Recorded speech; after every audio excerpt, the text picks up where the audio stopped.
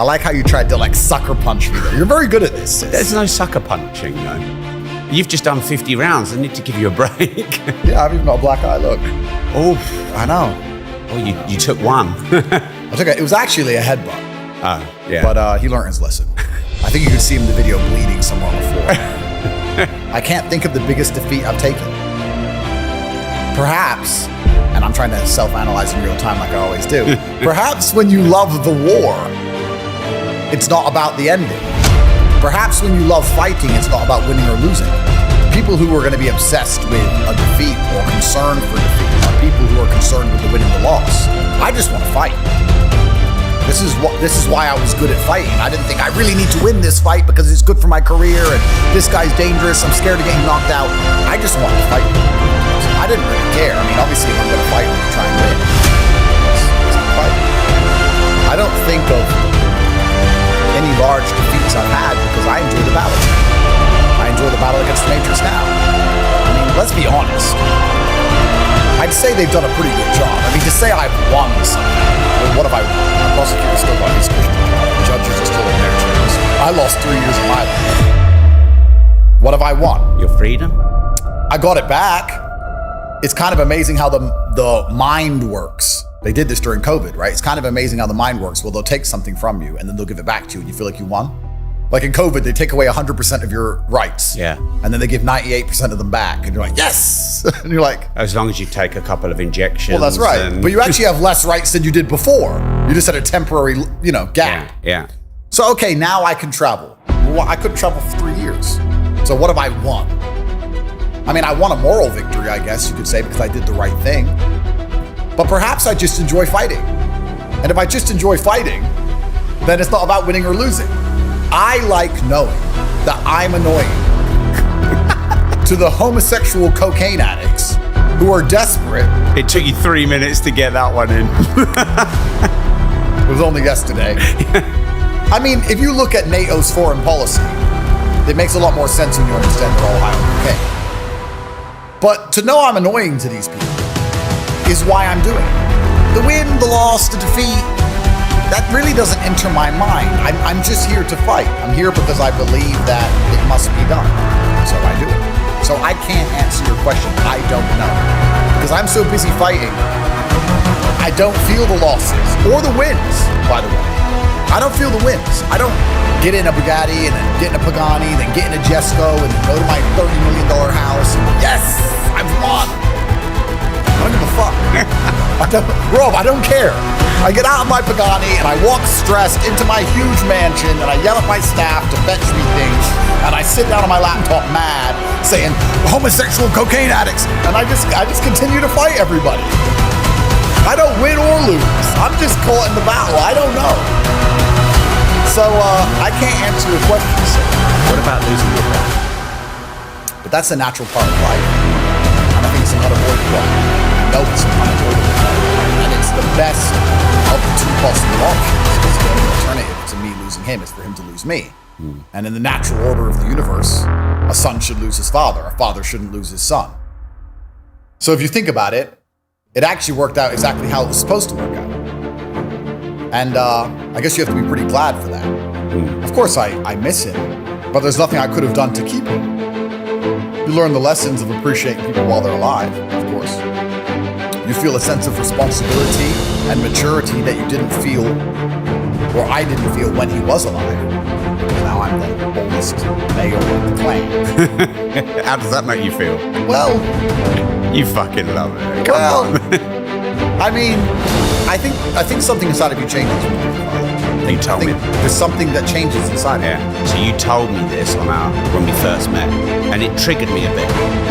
Didn't say anything to you, but I still have my dad, and I think I tick a few boxes of being a male.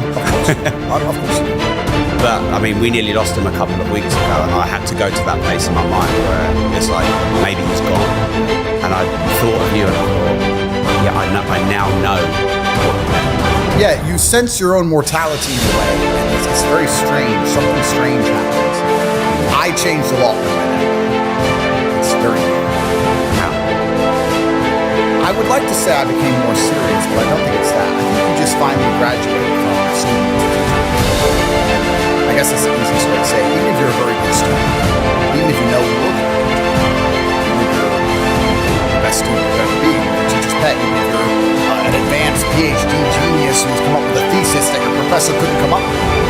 you're still going to hold them in a regard. But when the role officially changes, then you change. Yeah. So, I mean, my father and my coach are the only two men on the planet.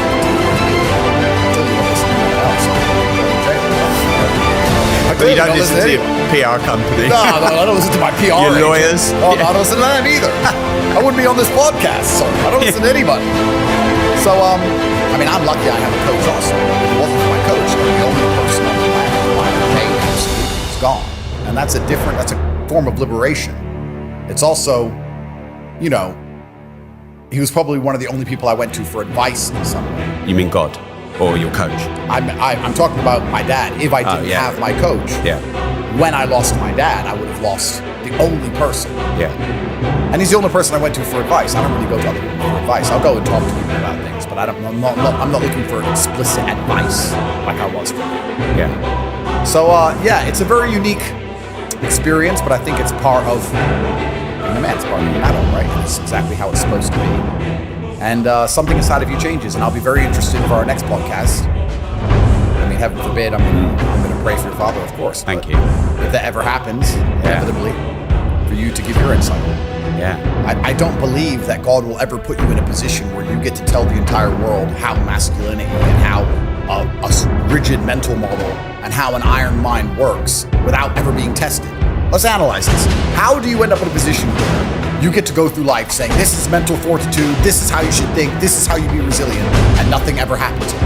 And you just get to go around talking about resilience, driving around in Ferraris, and having nice things in life. It just doesn't seem something that would happen. So, of course, you have to go through bad things to understand that mentality, but bad things are always going to happen to people who have that mentality. I'd like to think, because God is going to test and make sure you're genuine about it, which is why Jordan Peterson's wrong. Why? Well, because he was the man at one point. He was really looked up to and respected, and then he got into some difficulties and became a drug addict. It's very hard to tell people how to think, and I'm not trying to insult the guy at all. People think me and him have beef. I don't have beef. We disagree on many key things. But it's very difficult to talk about mental fortitude and teach people how to think, which is primarily his job, I guess, as a psychologist, psychotherapist, or what he is. All the same garbage to me.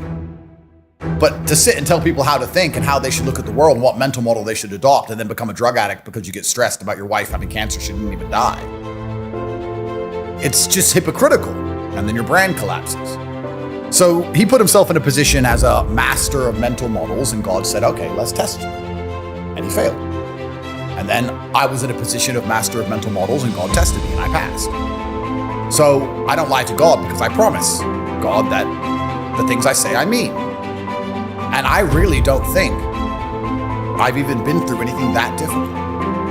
I think the things that have happened, I went to jail, I was locked in my house for 3 years, they took all my money, they stopped seeing my mom when she had a heart attack, I didn't see my kids for years, they've tried to destroy my reputation, yes, they insult me in the new media, blah, blah, blah, blah. But I'm of the frame of mind where I don't feel self-pity at all. It's not how I operate, so I don't even think it was that hard. I mean, it could be worse.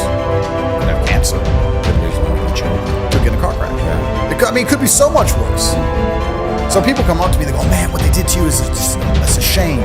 It's so sad. I'm like, well, yeah, a bit, but I'm unfazed. I mean, maybe that's why they hate me so much.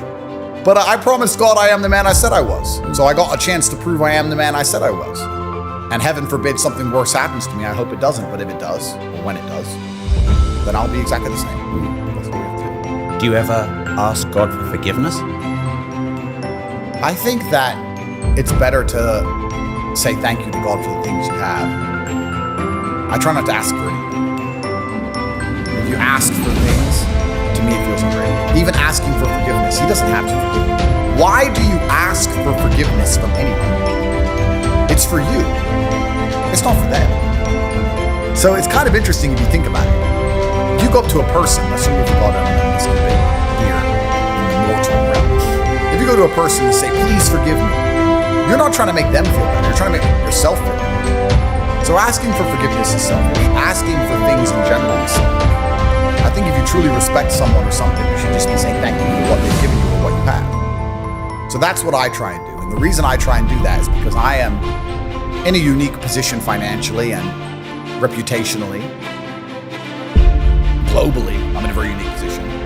And 99% of the time people message my phone, they're asking for something.